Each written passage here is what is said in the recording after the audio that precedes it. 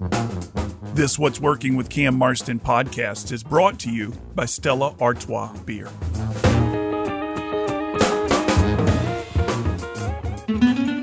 What's Working with Cam Marston is brought to you by Stella Artois Beer. Stella Artois is a perfect beer for celebration. Nothing caps off a big sale, hitting your incentive goals, or a profitable quarter like a round of Stellas. Brewed first in 1708 as a special Christmas brew, today Stella is a gift for everyone to enjoy year-round. Stella Artois. Find it wherever fine beer is sold.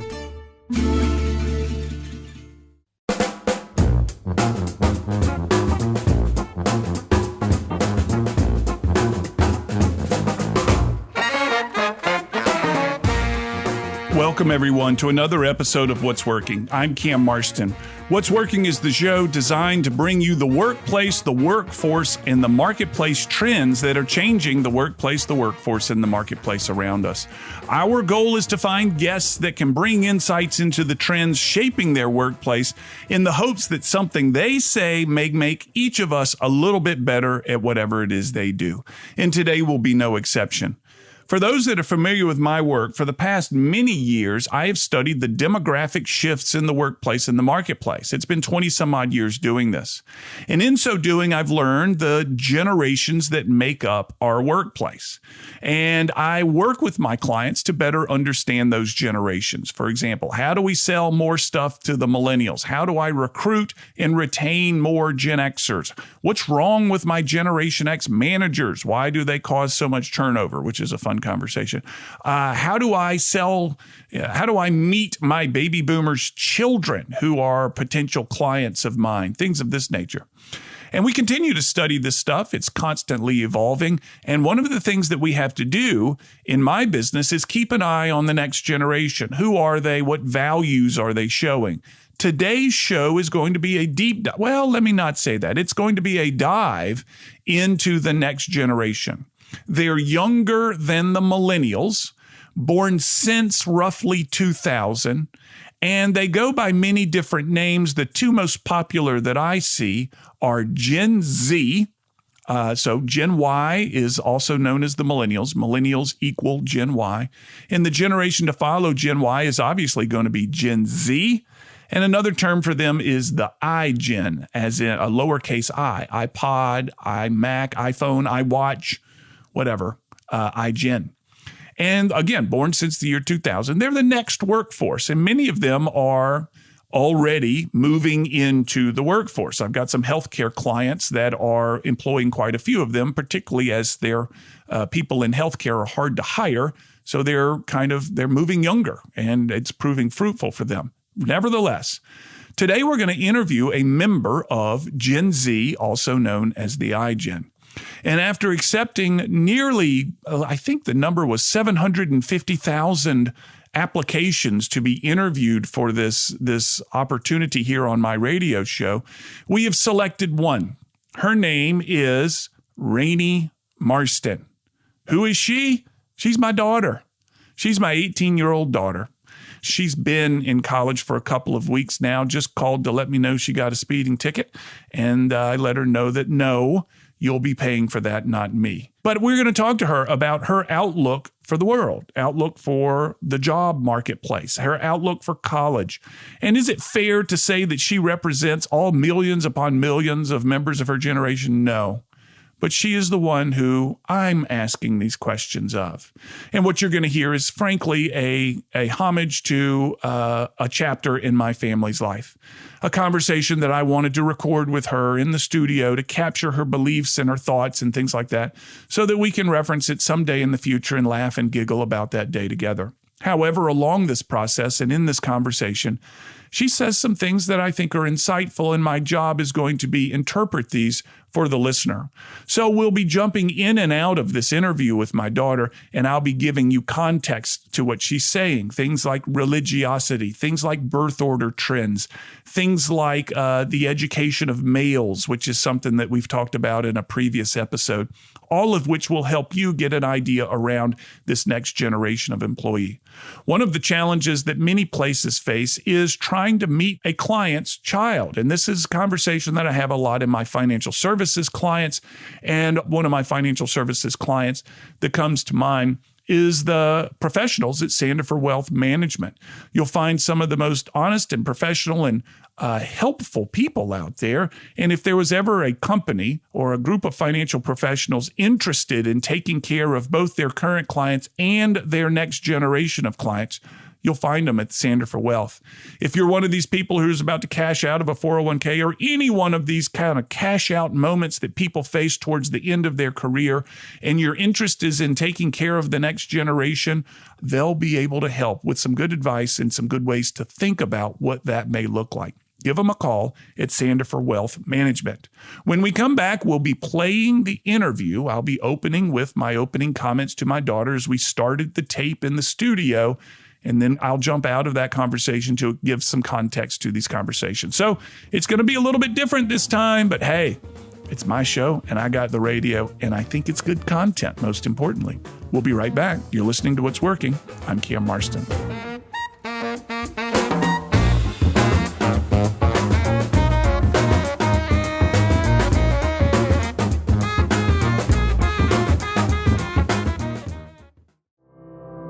I'm Eric Cromwell.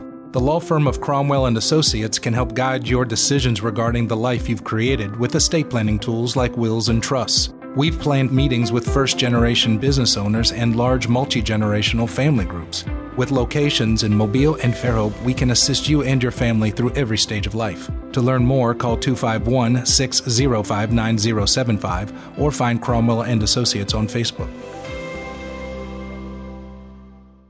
At Spring Hill Toyota, it's just that easy. From our 3-day exchange to free car washes, the benefits of the Spring Hill Advantage make the choice easy to see. We make it easy to own. Every vehicle comes with Toyota Care, plus our no-cost maintenance plan with free tire rotations and oil changes for 4 years. Get peace of mind with free roadside assistance 24/7. And don't forget, it's easy to buy your car 100% online. Visit SpringHillToyota.com today. It's just that easy. What's Working with Cam Marston is brought to you by Stella Artois Beer. Now offering the purchase of the Stella Artois Chalice, a beautiful stemmed glass with the Stella logo. The purchase of each Stella Artois Chalice provides 5 years of clean water for someone in one of 13 developing countries around the world. Learn more at StellaArtois.com. Stella Artois. Find it wherever fine beer is sold. A cool thing happened back in '64. That's when Keith Air Conditioning opened their doors. Remy Halo has been proven to be 99% effective against COVID-19. And now you can have a Remy Halo air purification system installed with 0% financing for 18 months. When it comes to keeping your home comfortable and safe, turn to the names you trust, Keith and Carrier. Mobile's leading name in comfort since 1964. License number 83731.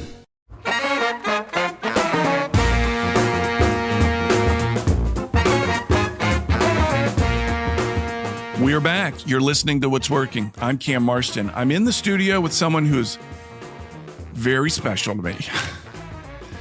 So this is Rainey Marston. She's 18 years old. She graduated from high school this past year. She starts as a freshman at Ole Miss Monday. And I'm here to get the point of view of an 18-year-old as they leave for school. Because I was this person one time, but it was a long time ago, and things have changed. My beautiful daughter, welcome to What's Working. Hello. Looking at your father like he's strange. Okay. A little bit. So you're 18, you're going off to college. I'm curious, what does the world look like to an 18-year-old today? Tell me the way you see things. Well, obviously, I can't speak for everyone who is 18 years old, but I think I view the world in two different aspects. Go. I think that part of the world is very complicated and it's divided, very uneasy, but I also think that the world is beautiful and has a lot of opportunities for people my age, and it's very hopeful. Well, that's an optimistic point of view, that there are some complexities, but there is opportunity. Tell me what some of the complexities are. Tell me what you see as the complexities. Well, I was on TikTok the other day and I saw somebody talking about people are thinking that if you don't agree with them, then you're against them. And I was thinking that's actually a really good view. people are, if you don't agree with their opinions, then you're against them. It doesn't mean that you're against them, but you just have a different point of view, but people don't accept that. And I think that's a problem. Upsetting. Yeah. Yeah. So that if you don't agree with me, you're anti-me. It's not a debate. It's not a conversation to be had. There's no curiosity of others' points of view. Exactly.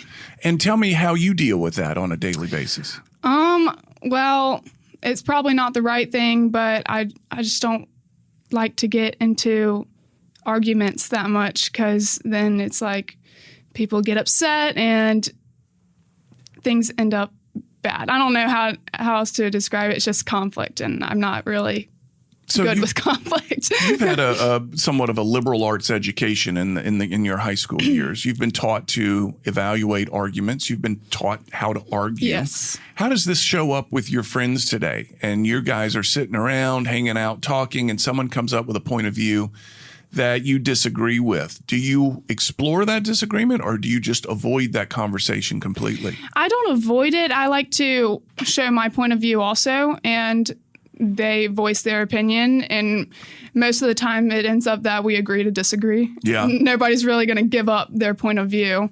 So. All right. So let's go to the other thing that you mentioned, opportunity, that there's a lot of opportunity out there. You're 18 years old on the precipice of a big life change. What does opportunity look like to you? I think it looks like doing whatever makes you happy, whatever your dream is. You get to explore that, maybe change your dream, figure out what it is, fail a lot, but keep going. So there's a lot of graduation speakers out there, and they talk every spring, and this is kind of stuff that I talk with my clients about. They talk about every spring during graduation season, whether it's high school or college or something else, that you should go live your dream. You should find your bliss and things of that nature, so that it doesn't feel like work what you're doing. What do you think about that? I hope that that's what my life is like eventually. Is it realistic? I don't know. I think that some parts of it will be. I think for me personally, doing one thing for too long kind of gets boring. So I think my dream, whatever it is going to have to change a little bit to keep me interested, at least. Let's stop there. It's going to have to change a lot to keep me interested. There's no question that one of the complaints that I get an extraordinary amount from my clients is the lack of commitment, which leads to the high level of turnover in my client's workplace. And in fact, I had that conversation today. A guy told me, man, back in the day, you could offer a baby boomer a 40-hour-a-week job, have their weekends off. You give them a 401k, and you give them all the perks and benefits that an insurance plan and all this kind of stuff. And they were pleased with that. And then you add some sweetness to it by saying from time to time, we'll offer overtime. And they were all in. The employees today, this guy went on to say, aren't as much interested in that. They've been trained by the gig economy to work when they want to. And the accumulation part of their life, the accumulation of stuff, doesn't seem that important to them. That was this one guy's point of view. I know I could find many of you out there that would say, no, the accumulation of stuff is indeed very important to them.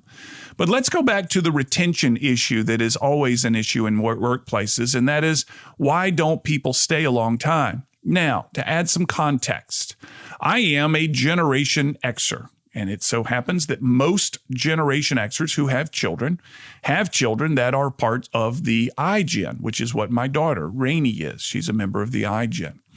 When Generation Xers entered the workplace, we were immediately tagged with this attitude of disloyalty. We weren't loyal to our workplace. You guys, you quit in jobs, and you quit without having another job lined up. You quit without knowing where you're going. You quit just because you're unhappy. Back in my day, the employers would say to us when we were young and in the workplace, we never did anything like that. Well, we did the research. That's one of the things that my company does. We did the research. And we found out the baby boomers, when they were new to the workplace, young and new to the workplace, quit at even a higher rate than Generation Xers did. The baby boomers' claim to loyalty to their employer is actually false. And what I believe it is that people tend to want to remember themselves the way they wish they were. Let me say that again. People want to remember themselves the way they wish they were versus the way they really were. So all of us can complain about the hardships of high turnover in the workplace. All of us complain about the hardships of low loyalty from young employees in the workplace and point back likely to our days when we felt like we behaved differently, and kids these days just don't do that. But the truth is, this is unchanged. It's unchanged since the post-Second World War era of young people coming to the workplace and finding and leaving jobs fairly quickly. One of the things that is new, though, is the push of our society to make the individual happy. And I can tell you that conversation is forthcoming in this conversation with my daughter. There's a lot of movement in our society about find your bliss. And this is something I mentioned to her in our interview, is these graduation speakers all over on every May go out and say, find your bliss, find a job that doesn't feel like work, and find what you were meant to do and all that. And I can kind of get behind some of that type of thing. But if that's what the youth are hearing today, then you know that a little bit of hardship on the job is going to equate to not finding the bliss. A little bit of hardship on the job is going to equate to, well, they told me to find a job where it didn't feel like work, and I don't like this feeling, so I'm not so sure this is right for me. I'm going to add another context to this, and that is the management styles. What we know is that my daughter's generation, Rainey is her name, R-E-I-N-E-Y, Gen Z, have always had almost a peer-like relationship with adults. Now, in my house, we perhaps do it a little bit differently. We're fans of yes, sir, and no, sir, and yes, ma'am, and no, ma'am. And when you get out of the deep South, you find less of that. But there's definitely not, and this isn't bad, there's definitely not a friendship with our children. We love them dearly. But we are parents and they are our children. And one of these days, they may become our friends when they're self-sufficient and things of that nature. But at this chapter in all of our lives, that's not a prudent move, my wife and I believe, with our children. But let's take this into the workplace, because I think my wife and my relationship with our children is a little bit unique in that we really don't push a friendship with our children. We don't allow it. But most do, is my experience. And what does this mean for the workplace? What does this mean for you? Well, into the workplace walks a member of the iGen / Gen Z. They're under the age, or let's say they're approaching or just over 20 years old, just to make it more feasible for the workplace. And their entire lives, they've been kind of on and I'm using air quotes here, you can't see me, but using air quotes, friendship basis with people that look, sound, and act like you and me, adults. And suddenly they're in the workplace, perhaps for the first time, and the relationship with people who have historically treated them like friends has suddenly changed. And they're wondering what's going on here. And if they've been primed to enter the workforce by being told, go find a job that makes you happy, go find a job that doesn't feel like work, go find a job where time passes freely and you don't even notice the passage of time, because when you do that, you found your bliss, and suddenly the employer is treating them very differently.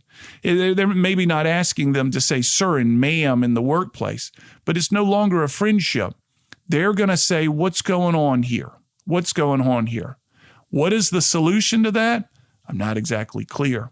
A big part of it is awareness. A big part of it is you saying, yeah, I can see how that may cause some frustration, and I can see how someone who's been told to find their bliss, go find a good job, suddenly feels something different and is saying, well, based on the advice that I've been given about the workplace, apparently I'm not happy here, and it's time to find something new. Let's sum that up before we get back into my conversation with my daughter. Since the Second World War, job turnover has been high in every generation in their 20s. Though most of us don't like to admit it, regardless of your age, if you're a boomer, an X, or a millennial, you likely had high job turnover in your 20s. There's no reason to expect anything different going forward. And in fact, with our message out there today of find your bliss, be happy in your job, and the treatment of parents and children when they step into the workplace, there's ample reason to believe that they may have a more difficult time finding their bliss and being happy in their job. And it's something that we need to know about. After this break, let's get back to the conversation with my daughter.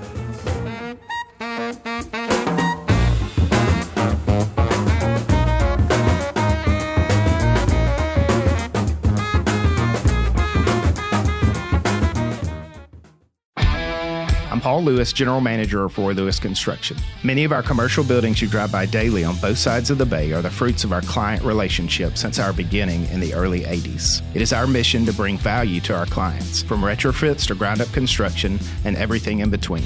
We have more advocates than any of our competitors who have been in business twice as long. Same with repeat business, same with referrals. Find us online at roylewisconstruction.com and let's talk about your next commercial project. Hi, I'm David Nelson, brewmaster and owner of Braided River Brewing in downtown Mobile. We make drinkable, flavorful craft beer perfect for life on the Gulf Coast. So pick up one of our 6-packs before your next adventure or stop by our tap room for a relaxing afternoon with friends. Follow us on social media for the latest beer releases and events, and ask for a Braided River at your favorite bars and restaurants. Thanks for your support. We look forward to sharing our beers with you. This is Cam Marston, and I'm with Cajun Mike of E3 Termite and Pest Control. Cajun Mike, if a homeowner thinks they have termites, do you offer inspections? What about someone buying a new home? Can you come in and take a look and see if there are termites in their new home? Yeah, basically what we would do on a home above and beyond anyone else is we actually do a thorough inspection. But above that, we will use infrared imaging that will allow us to see problems in the wall and at times can tell us if there's anything going on.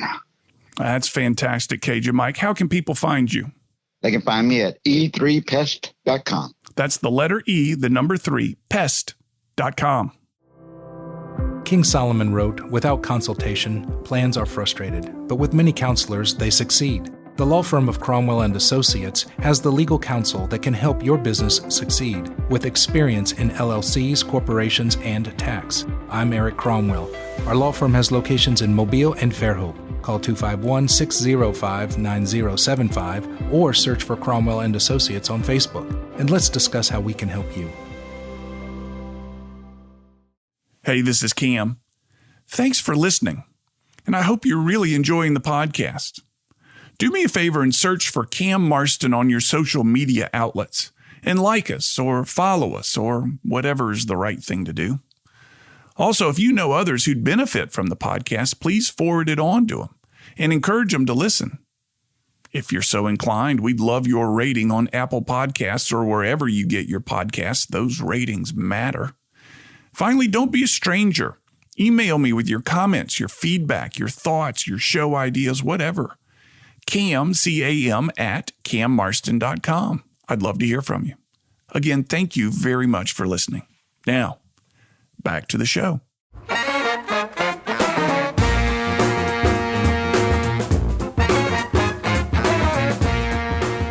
We're back. I'm playing an interview with my 18-year-old daughter, Catherine Rains Marston, and learning how someone of this age sees the world just as she's heading off to college. And then we'll step out of my conversation with Rainey and I give some context to her comments. Let's get back into the conversation. What is the biggest problem you'd like to see solved? What one big problem would change the world for you? Stopping the spread of COVID. Stopping the spread of COVID. I'm just kidding. But that's my biggest problem as of right now. Because you guys have been told at Ole Miss you'll be in masks, right? Yes, and maybe 2 weeks ago it wasn't like that. So it's very frustrating. You're about to go to college in a week, and then they say you have to wear masks again, which was really frustrating. So that's a good answer. Stopping the spread of COVID being the world's biggest problem that you would like to solve. What's number 2? Probably divisions of people. People are always looking, well, what I said before about you versus me, it's never like in between. I think that people need to respect each other's opinion and not put each other down for what they think or how they view just because you're not the same way. There are a lot of people that think that, and it's a beautiful attitude. There are a lot of people that don't live it though. So it's a fairly simple question. What big problems would you like to see solved? Or what big problems would you yourself and your generation like to solve? Number 1, COVID. Can't blame that. It's impacted every part of everybody's lives right now. And the youth today are almost at the ages where they've never known a day without it. I mean, it's only been with us 18 months or so, but still it's such a significant event. It's such a significant behavioral change to accommodate these COVID restrictions, these COVID behaviors, that we look at them as major challenges that the next generation would want to solve. And it's one of many things that have influenced their outlook on the world, their functioning in the world. Another one would have to be political divisions. Another one would have to be election disputes, which is kind of under the same banner. Another one would have to be global warming or climate change or whatever we're calling it these days. These are some major issues. These are some major struggles that this generation, our youngest generation, has been handed at a younger age that I don't think, frankly, any generation prior had so many things. Now, those that struggled through World War II, undoubtedly, they have a claim to some significance of solving major problems. And while World War II was a big one, I don't recall the diversity of serious issues that existed back at that time. They were out there, but there's so many different ones right now.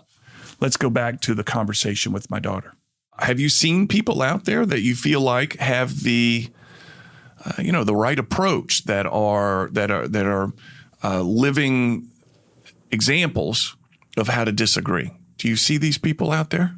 Yes, I do. I think Mom is a really good example of that. Whenever she finds a opinion she doesn't agree with or a topic she doesn't know about, she likes to research it before she can say anything about it. Yeah, which is a very good example of that. Your mom does do a good job of trying to educate herself on any issues that when she feels an emotion arise about a topic, she says, "Well, wait a minute. Let me go check this thing out to make sure I understand it fully before I let the emotion run me." Yeah. Exactly. So what do you expect from college? What does someone like you expect from college? I expect I'm sure it's going to be so much fun. I expect to meet a lot of new people. I expect to figure out my major, hopefully. Yeah. I think that I'm going to have a lot of trouble figuring out my major. It's going to be tough, but coming out on the other side and finding something that I love to do. Yeah. A lot more independence and freedom. I'm going to have to learn how to not rely on other people to do my stuff, just become my own person. Yeah. Do you know how many people have done that before you? All of them. All of them. That's exactly right. Yeah. What else do you expect from college? You know you're going to come out with a degree, that we expect that you will come out of a degree. Yes. Are there things that you feel like college is going to teach you that is more than just a degree? I think it's going to teach me how to interact with people more in depth. I think it's going to give me some new experiences that I've never even thought about before. Yeah. New friends, new everything. It's just going to be very different from high school. Yeah. Yeah. Are you looking, what is your thought as you're on the precipice of college? Excitement, fear, worry, anxiety? How do you feel? I'm really excited for it because I know a bunch of people who are going, but my first anxiety is getting everything into that dorm room. Right. And then I guess I'm just anxious. It's just very new, and I get nervous when something's new and I've never experienced it before. Let's pop out of that chat real quick and make some points clear that I think many of you will obviously recognize. And the first is, she sounds like a normal kid moving to college in so many regards. What does she want to get out of college? It's a strange, new, curious, amorphous world that she's not really sure what she was going to get out of college. She just wants it to be a lot of fun. And who can blame her for that? But let's face it, college has changed. It's changed since I was a kid, and it's certainly changed when people for generations older than me. I remember when I went to college and they built the first rec center, and it had basketball courts and had a swimming pool, and it had not badminton, but handball and racquetball courts and whatever that game is that are played on similar courts whose name I can't think of. It was essentially an entertainment center. And then these schools began to compete with one another to try to get students based on their pools and their lazy rivers and their climbing walls and their smoothie bars that are in the entertainment centers and things like that. It became a competition for student dollars. And that's what I saw when we dropped her off at Ole Miss a little bit.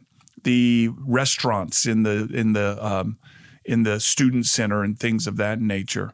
So it's a place, let's say, it's a campus that people come and they're meant to entertain and hold on to the students, versus those of us who went back in the day, that was the campus. There were certainly activities on campus, but it was less meant about entertaining the students. Now, there would be Friday bands on the quad, and there will be pre-homecoming events and things of that nature, but it's gone even much further, such that her college experience will undoubtedly be different than mine, and undoubtedly be different from many of you out there that graduated prior to 1991, and when campuses were smaller, when the population size on campus was much smaller, and the campuses were less designed for entertainment and more designed primarily for education.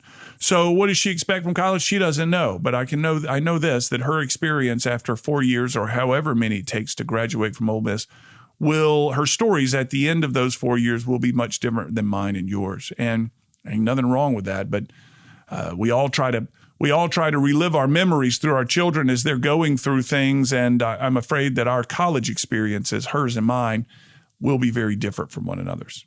Back to the interview. The next 48 hours are just going to be a train wreck for me. So I'm trying to gather information from my daughter about what her expectations are for college. And maybe in 4 years or whenever she graduates, we'll replay this and see exactly how well it came out. So back to you, Rainey. Boys. You've had some boyfriends in the past. But we had an educator in the studio here not long ago talking about the delayed development in boys today and the lack of academic ambition that they're seeing, yes, and how it's manifesting itself in the marriages, in the workplace, things of that nature. When I attended your award ceremony for your class, I think maybe 2 or 3 boys won anything and 15 girls won everything else. Yeah. So my question for you is, what do you think about that? I mean, I'm assuming this is important to you. I think it is important just because I'm very dedicated to my academics, and it's tough to hear that boys are kind of falling off the deep end and they're not going to be on the same wavelength that hopefully I will be someday with my academics. And I think that most of the boys that I've seen in high school think it's kind of cool to not do their work, or they fail a test and they're like, haha, that's funny, which, I mean, I don't think that's funny personally, but you kind of just go with it. You don't really say anything to them because they get kind of sensitive about it. Right. So that's what I've seen. What does it mean for your future, though? I mean, one of these days, I assume you'll be thinking about a spouse, a husband, and those boys that have accomplished something that may be somebody that you would like to pair up with at some point are going to be harder to find. That's true. I think it's going to be difficult to find somebody on the same intellectual wavelength as I will be. Well, that's the same amount of curiosity that's putting academics as important as you have. Yeah.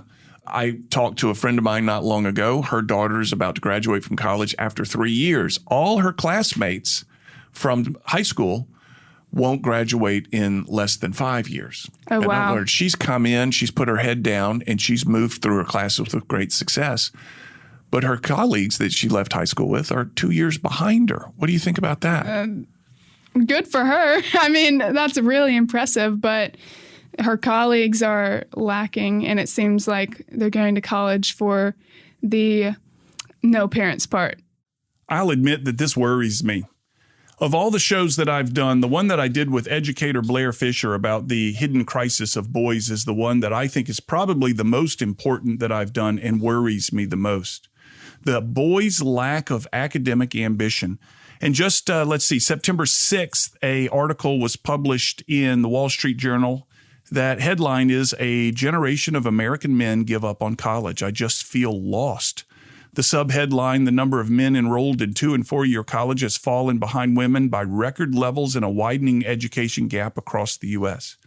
Half the population, folks, half the population, not just the college people, but half the population are roughly not as ambitious as they've ever been in college. And the implications are far-reaching, including what I go on to talk about with my daughter, which is not, we're not going to play it here, but her ability to find a spouse somewhere. If she's an achiever, is she going to be willing to settle in with, fall in love with a non-achiever? If she's a go-getter and has academic ambitions and has had ambitions, is she going to find a partner out there who has fewer ambitions? And that worries me. It really does. But we can't talk about it. It's so delicate to talk about because many people say, well, gosh, the males are still the dominant gender. How can we possibly say that they're not doing as well? Well, I think the future holds a different path. The future is going to be very different.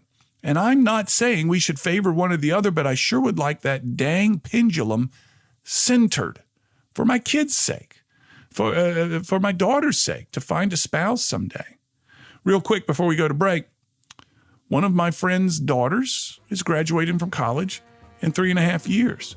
Every one of her high school classmates, my friend told me, every one of her daughter's high school classmates will not finish, male classmates, clarification, male classmates will not finish in less than 5.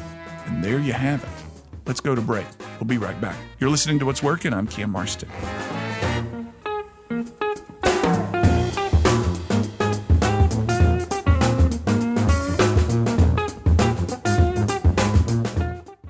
At Roy Lewis Construction, we're in the business of adding value. Whether it's working with you to meet your unique business needs or making investments in our community in lasting ways, providing unparalleled value and quality in every commercial construction project. When planning your next commercial project, reach out to Roy Lewis Construction. We'll pair you with a designer that best suits your project needs and work with that designer to balance the best architectural outcome with the best budget outcome. Find us online at roylewisconstruction.com, building legacies one relationship at a time. At Spring Hill Toyota, it's just that easy. From our 3-day exchange to free car washes, the benefits of the Spring Hill Advantage make the choice easy to see. We make it easy to own. Every vehicle comes with Toyota Care, plus our no-cost maintenance plan with free tire rotations and oil changes for 4 years. Get peace of mind with free roadside assistance 24/7. And don't forget, it's easy to buy your car 100% online. Visit SpringHillToyota.com today. It's just that easy.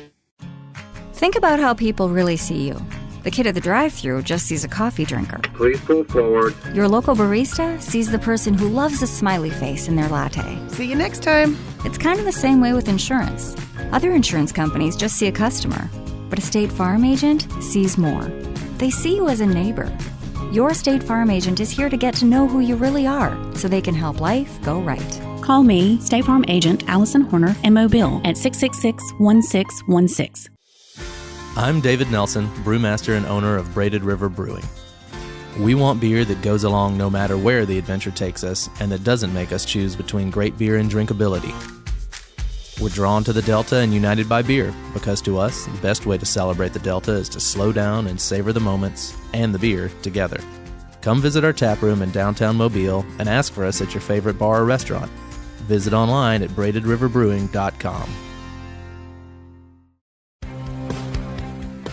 Hi, I'm Bruce Tulgan, author of The Art of Being Indispensable at Work, published by Harvard Business Review Press. If you like listening to this show as much as I enjoyed being a guest on this show, maybe you'll be a fan of my new podcast, The Indispensables.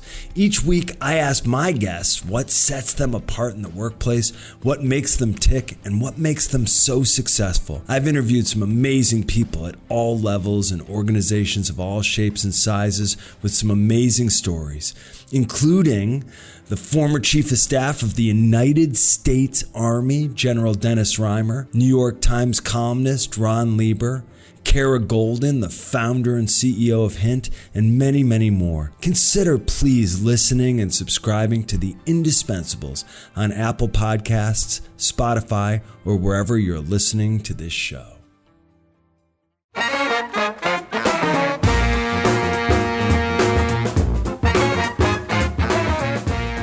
If you're just joining us, you're listening to What's Working. I'm Cam Marston in the studio this week with my daughter, my 18-year-old daughter. I interviewed her to capture her ideas about life and living in her childhood and thoughts before she heads off to college.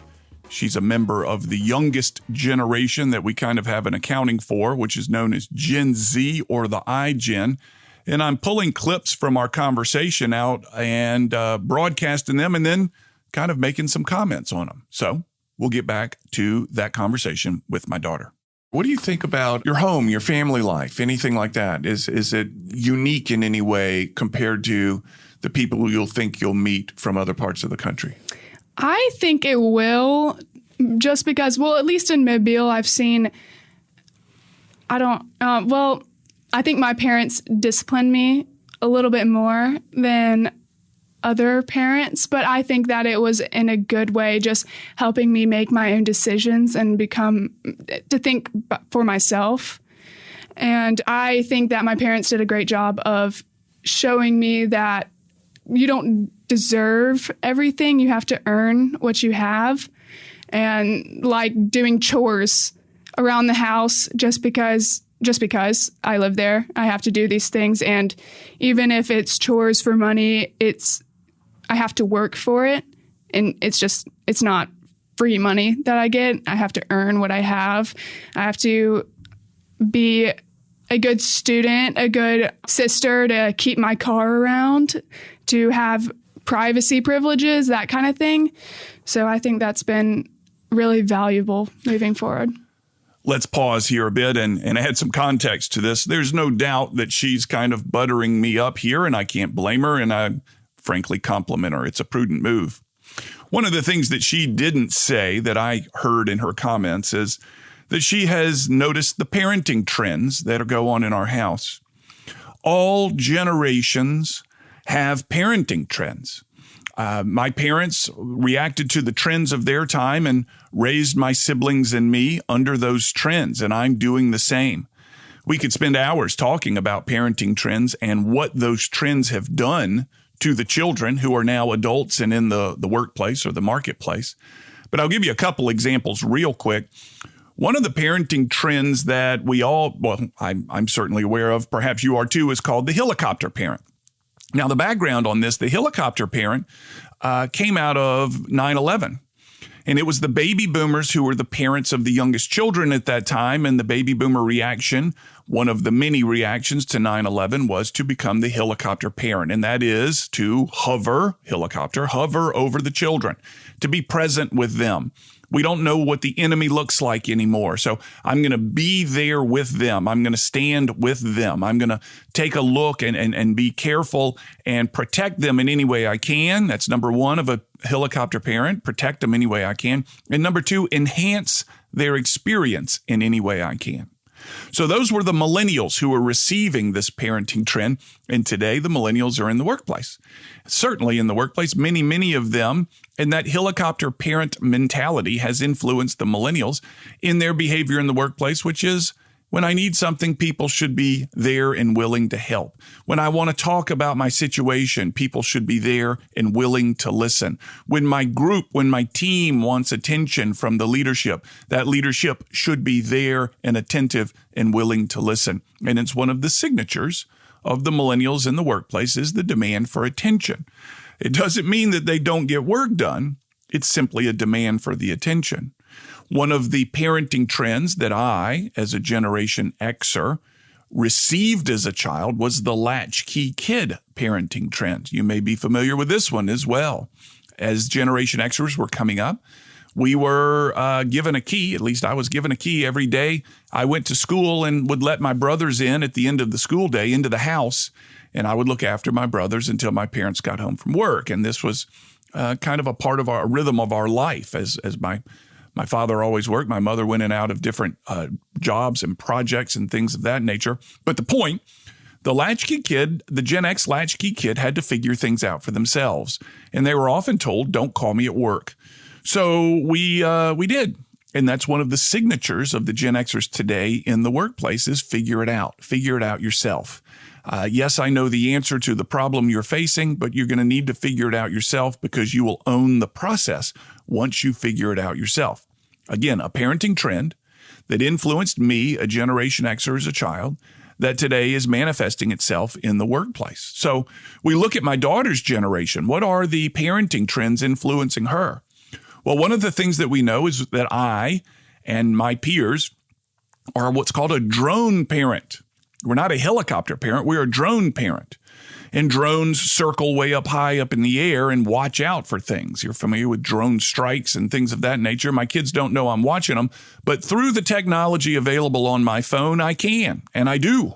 I know how fast they're going in their car and what street they're on, where they are and how long they've been there. And it's an app called Life 360, and that makes me a drone parent. The fact that I use that app, and I'll call them and say, how dare you be going this fast at this time of day on this road in this car? And incidentally, why are you answering the phone while you're going this fast at this time of day on this road in that car? So the drone parents, what does it mean? Well, here's hypothesis. My daughter's generation, once they get in the workplace, will be somewhat accustomed to, but they won't like it. Just like my kids don't like being watched, they will be somewhat accustomed to being watched, to being on camera, to being accountable for their movements and their behaviors. How will it influence how much work they get done or their loyalty in the workplace, anything like that? I don't know. But we've all become a little bit desensitized to being watched all the time. This generation will be much more desensitized to it. And the workplaces that monitor them, they'll not have as much as a problem with it, is my hypothesis. Of course, the pendulum could swing the complete opposite way, and there could be rebellion, but not as much a problem with it. Now, second parenting trend, and again, we could spend all day, but one that I want to talk about is what's called the nuns. And I've mentioned this on the show a couple times before. When people are asked to identify their religious affiliation, one of the options in the survey is none. I have no religious affiliation. Well, the rise of the nuns, N-O-N-E-S, not N-U-N-S, Catholic nuns, but N-O-N-E-S, the rise of the nuns is undeniable. I'm looking at a piece of data that my researcher gathered for me a while back. So it's not exactly up fresh to the moment data, but I think it tells the story. It reads religious affiliation by generation. The baby boomers, only 10 or 11% of them identified themselves as none. However, the millennials, there's 34% of them, according to this chart, that identify themselves as nuns. And at this rate, I'm guessing my daughter's generation, Gen Z, iGen, that's the name of that generation, it'll probably be well over 40, if not 50%, that identify themselves as none, as I've never had any religious affiliation. Now, my daughter and children wouldn't be able to say that. We've churched them from the get-go through their youth. They've always been involved in church services, so they couldn't say that, but their peers, their colleagues certainly could. Here's another piece of data. Attendance at religious services by generation. About 35% of the millennials have never attended a religious service. Let's be clear. I'm not telling you to run out and throw the millennial generation, or what we're talking about here, the iGen, into church. I'm saying their parenting trends, which is a reflection of their religious affiliation, have shaped them just like they've shaped you and me. And exactly how they're going to show up with these trends in the workplace, unclear yet. Let's get back to the interview. My favorite oldest daughter, folks, is headed to school. And beginning tomorrow, Friday, we will begin throwing stuff in the car and organizing this trip to college. Many of you out there have probably gone through something like this already, and you're, hopefully smiling at this internal conflict that I'm going through. Some of you may be in the position of my daughter, who is, about to leave home or has left home recently. It's a big life stage change in our household. She's the oldest of 4. She's the glue of the kids right now, and we're going to miss you. Thank you. All right. If you're asking yourself, did I just hear his voice crack? The answer is yes. Taking her off to college was an emotional experience that I had not anticipated would be as big as it was. And it was. I've written about it and done some commentaries on my other show about it. But anyway, you'll be happy to know that she's been at college now for 3 weeks or so, 3-4 weeks, doing very well. Classes are going very well. Had her first sorority fraternity swap, which she said was as much fun as she's ever had, which worries a father, and is getting ready to spend the weekend in the Grove for their first home game as I record this. All right, we'll be back after this with final comments. You're listening to What's Working. I'm Cam Marston.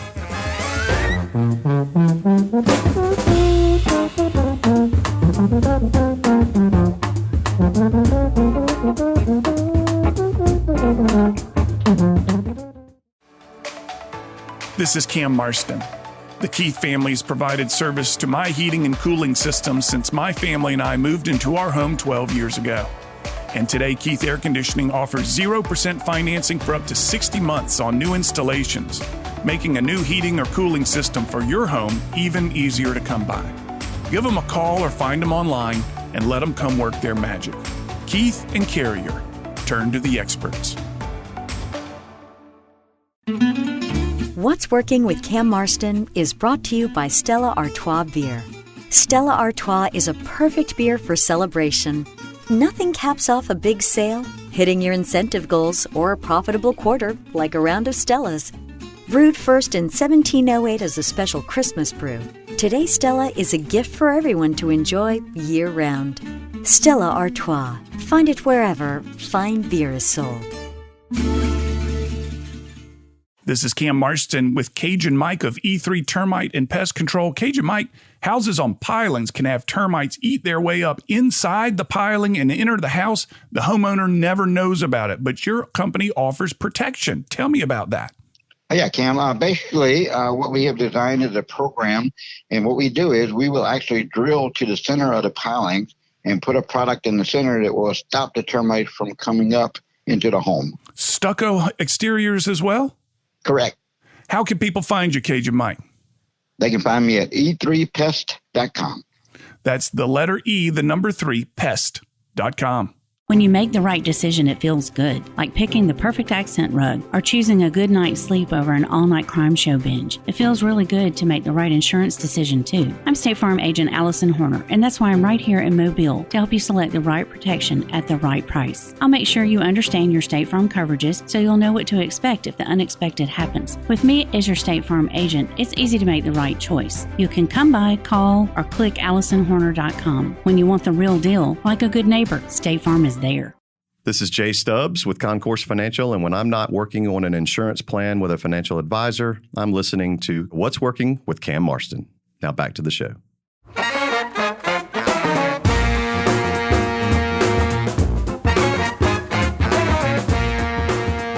Well, I hope you enjoyed that. That was a little different. We've not done anything like that before. If you're interested in characteristics and predictions of the next generation in the workplace, my researcher, Gerald Bierling, who I hire to do all my research, he and I are putting together a white paper that will be an overview using a lot of census data and what we can collect thus far about workplace characteristics for Gen Z / the iGen. And we will announce its availability via social media. Therefore, if you are interested, find me on social media, Cam Marston or Cam Marston 1, and all the different traditional social media outlets will be announcing that too. Speaking of announcements, mark this date on your calendar. We're back to doing events, hopefully. November the 4th, our focus will be succession planning. The agenda includes a succession planning coach who works with both the leader as well as their successor. It will include financial services organization that talks about how to make this work financially if you're the one leaving, if you're the one stepping out of the role. It'll include me talking about the emotional aspects of succession planning, and it might include a recently retired banker who will admit to having done his succession plan poorly and what it meant to him and what he would do differently. So if you're family owned, this might be of interest to you. If you're not family owned, if you're just a general corporation and still thinking about your successor, who's going to replace you, again, this might be of interest to you. That'll wrap us up for this week, everybody. Find the show, what'sworkingcam.com. That's the online address. Put that into your browser, what'sworkingcam.com. You'll see this show and all the ones that we've done, bearing down on 200, which is very exciting. And you can find us on social media. You can enter my name, Cam Marston, into any of your favorite social medias, and you'll find me there. And I hope you'll follow me where we give show updates and offer insights into our guests and things of that nature. Again, Cam Marston, you'll find us on Instagram and on Facebook, and you know the drill, all those different places out there. The show is produced by John Thompson with Ion Digital. We'll have another show next week. Have a good week, everybody.